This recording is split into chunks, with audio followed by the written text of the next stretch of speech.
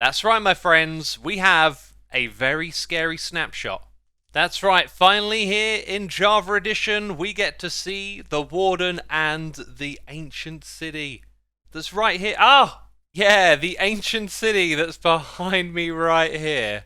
Now, this is an experimental snapshot for Java Edition, which means that you need to manually download a zip file, put it into a certain location on your computer, and then you can select it in the launcher. All the instructions are here on the website. It'll be linked down below. And before you go rushing in to upgrade your world to have the 1.19 features, this is experimental and old worlds cannot be opened in it. This is not an official part of the snapshot development cycle. It is entirely experimental. Now, just before we get into this, I want to make it clear that everything here is not yet in its final form and things are subject to change, most likely based on the community and their feedback from seeing this snapshot. Oh, and when it comes to this Sculk sensor, we've actually already seen this block before, and I don't think anything has changed since we last saw it. Ah yes, it was introduced in late 2020, so if you want the rundown on this block and all of its details, that's the video to check out. So let's start this adventure where most of you will first encounter the Deep Dark biome, and that's when you're out and about caving. This is actually a biome that's added to the game, so we can detect the Deep Dark and it will tell us where one is nearby. And so if we throw down some torches as we approach, you can see it right here. This is pretty typical of a Deep Dark biome to just be a blob of Sculk blocks. As you can see, I'm slowly illuminating them here with the torches, and it's not that big of a blob. But when you find one, you tend to find many of these blobs. As you can see, there's like 5 of them in a row, and they lead down there to the ancient city.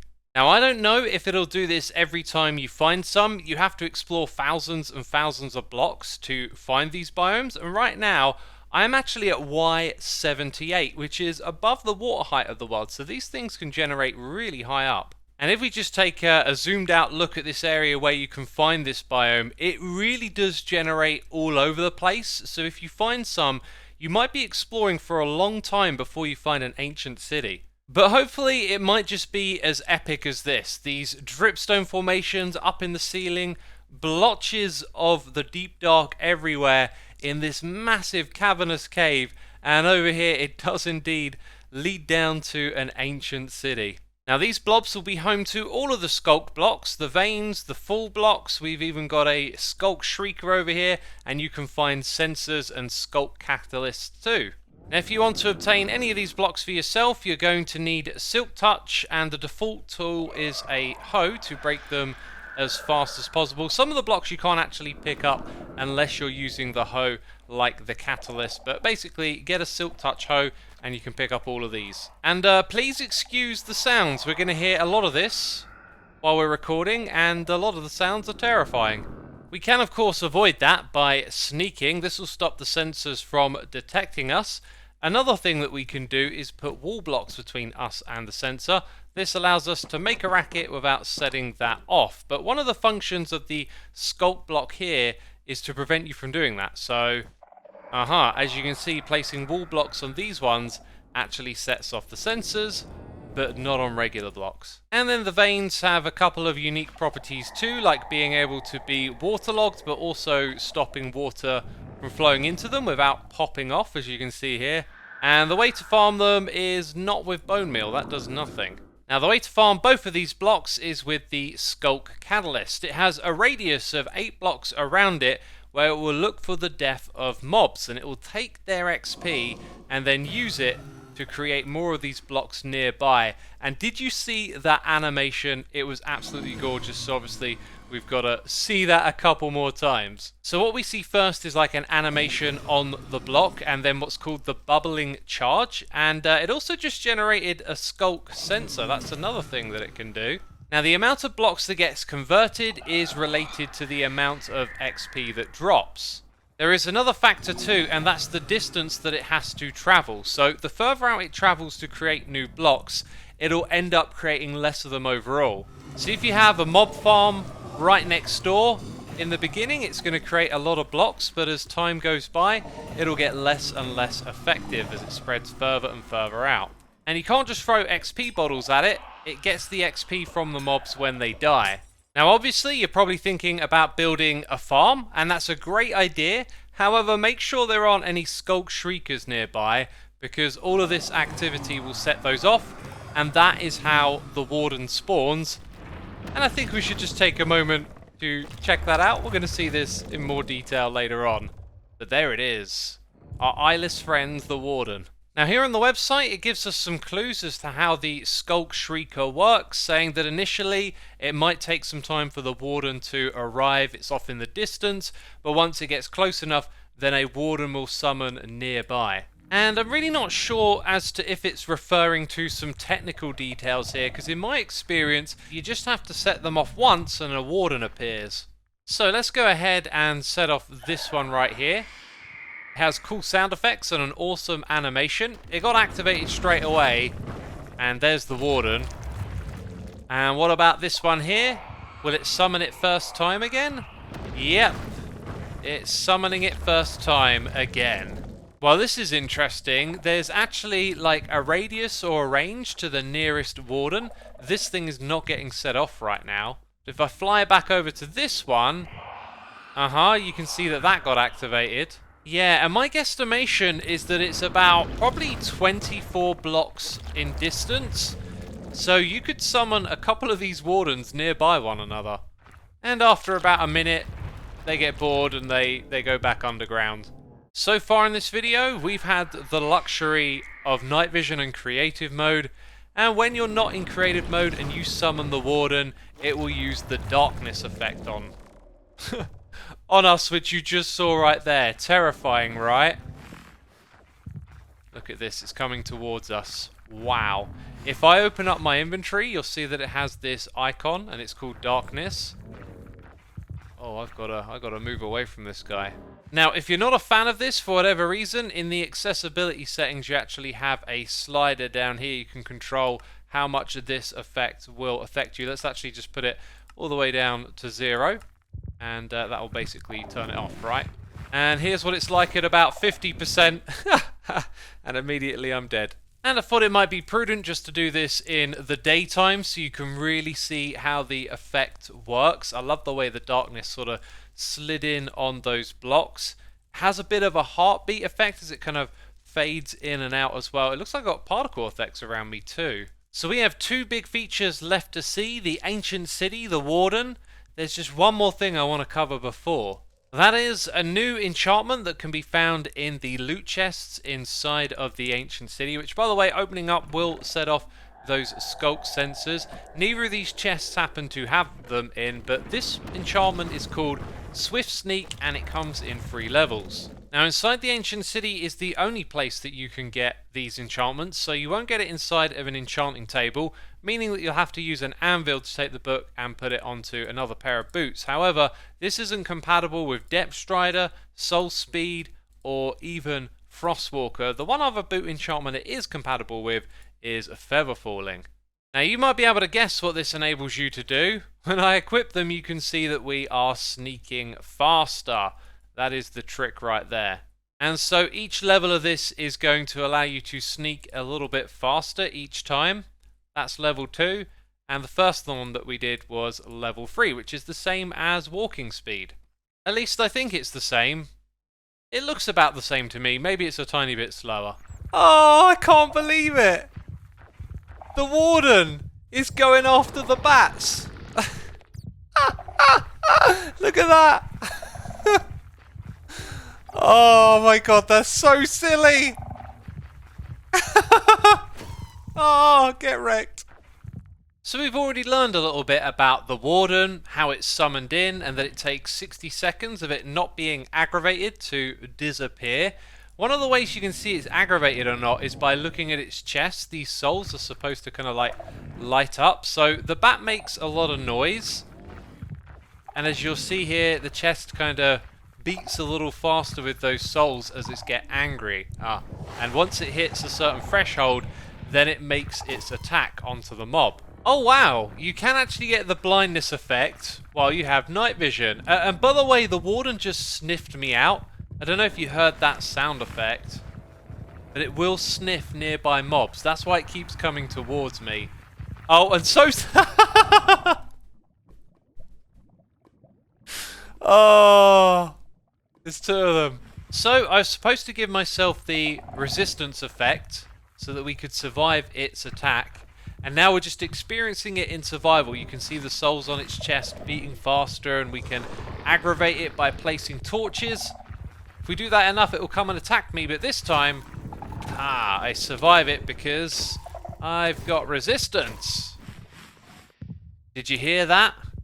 That was the sound of the Warden sniffing, because it will sniff out the player, and it is just getting closer and closer to us right now, because it can also smell us. And that's going to make it really hard to get past the Warden. Now check this out. It has 250 hearts, which is 500 hit points of health. It feels to me like it isn't about killing this mob, it's about avoiding it at all costs and providing a terrifying experience to the player if they accidentally encounter one. And as it currently stands, the Warden doesn't drop any loot, so there's no real reason to go after it and kill it.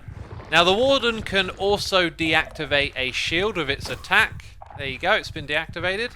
Now it's also said that the Warden has a special relation with projectiles, because as you'll see here, it can see where the arrow has landed. Now the idea is that there's a 5-second cooldown, and if you shoot 2 projectiles within 5 seconds, it will grow angrier. But because I'm checking this out in creative mode, I'm pretty sure that's not happening right now.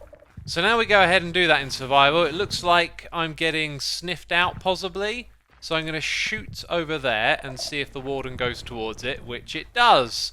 And so it'd be wise to wait 5 seconds and maybe try and make my escape. Anyway, here comes the Warden again. I'm going to shoot over here. And then this time I'm going to shoot again and again and again. And you can see I've shot too many times and now he's coming straight for me. Although it didn't attack, so let's try and set it off again. I think we've got to make it a little bit angrier overall. Yeah, there we go. It's definitely angry now. You just gotta love this thing. It's terrifying. So next up is the ancient city, and we've seen a little bits of this here and there. And as we've been flying around in the world, I've kind of noticed as I've seen more and more of this that these structures are absolutely massive, with corridors going in all sorts of different directions leading up to this centerpiece right here.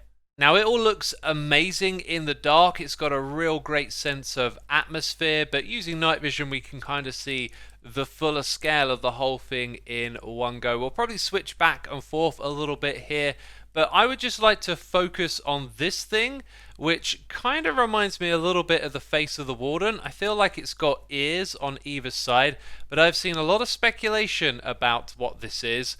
A lot of you think that it's a portal to another dimension. Now it does look like you could light it as if it were a frame of obsidian and take you to another dimension, but I don't think Mojang have plans to do that, and there's certainly nothing in this snapshot. But this block has a rather unique property that's interesting because it can be moved with a piston. And that property is blast resistant. This thing is completely blast resistant. You can't destroy it at all with any type of explosion. Yeah, check it out. Doesn't blow up. Some of these other blocks did though. Now this block can be obtained in survival mode, but only by moving it around with pistons to get it from one place to another, as using tools, Silk Touch or without, it just breaks. However, I've actually got haste level 127 right now, so as that runs out and then we try and mine this block, look at that. That's normal mining speed. I don't know how long this will take, but a very long time to break it. So yeah, this could turn out to be a very useful block, and I also love the idea of it being a portal to another dimension, but I think that's going to be quite unlikely. So I want to head to a completely new ancient city, which reminds me that it is actually a structure that you can use the locate command to find. And I'm just taking a bit of time to teleport around this world and explore many of these and learn about their layouts. And I've come across this where there's a water aquifer kind of intersecting the ancient city, and there's just dripstone absolutely everywhere. So its integration here can be a little bit chaotic at the moment. Now I can't confirm this for certain, but it feels like there's not any mobs inside of these ancient cities whenever I come to them. And the layout seems to center around this centerpiece, if we want to call it that. There's always these walls going in a square around it, and then from there these additional walkways can kind of branch off in a variety of ways, but usually with somewhat of a grid or a square pattern. And then in the spaces either side of them you get these little structures appearing. Sometimes you get a lot of them, sometimes not so many. And so here's another one where on the back side there's not much going on, but over on this side it's quite open. And once again you can see these walkways, they just kind of assemble in a variety of different ways. Now what's really interesting is that the corridors here are made with wall blocks, which obviously will stop some of the Sculk sensors from picking up the vibrations that the player could be making when walking on regular blocks. But the trick seems to be that if you want to get some of the loot from this area, you kind of need to step off and go into the spaces in between, and that's where there are patches of the Sculk blocks. And so here we have two identical structures side by side that have one of these chests. Inside them you can get Sculk Catalysts, there's a channeling book. In this one we have regular Sculk blocks and a Curse of Vanishing. Oh, and then there's snowballs. These are of course projectiles you could distract the Warden with, and they're quite common inside of these chests. So I've had a look into the loot table, and these are all of the items that you can get inside these chests. This represents a random enchant, and then of course you can get the Swift Sneak. And these are the same loot table for every chest found in the ancient cities. And apart from the new enchantment, there doesn't appear to be anything too significant in these chests. I really like this structure though. You got the staircase to come up into the area with the Sculk blocks, and then you got a couple of chests here. And so here are a few more of these little structures that seem to just pop up outside of the walls. These two aren't terribly interesting. And then over here we've got a much larger one, which feels like 3 or 4 different ones combined together. And they've also got these pools of water. There's also a lot of candles always in these structures too. And then of course there's the main entrance with these pillars on the side, polished basalt blocks down the bottom, and this main corridor leading up to what I'm probably always going to call the portal, even if it isn't one. And that, my friends, was just about everything, but I probably missed something, and if you know what that is, leave a comment down below. And for something totally different, I decided to bust out the guitar and record myself playing a song, and that's been uploaded to my second channel. You can find a link to it in the description box down below, so feel free to head over there and check it out. That's it from me, thanks for watching, and I'll see you soon. Bye bye.